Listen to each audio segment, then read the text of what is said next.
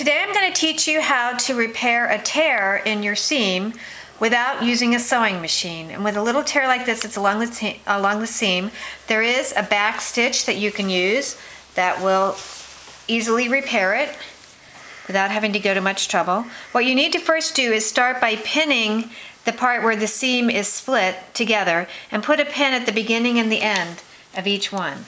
And then you take your thread and you start by doubling it up and then securing it along the seam line.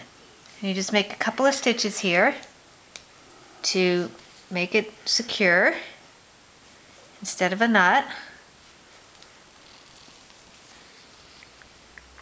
so that it stays snug. And then you go forward along the seam line about 1/4 inch, and you come up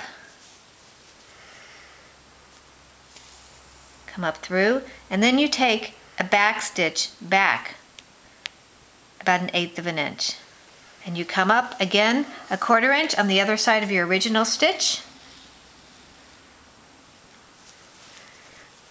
being careful not to get it stuck in your pins, and you take another back stitch back, another stitch forward in front of the original stitch, and then another back stitch back.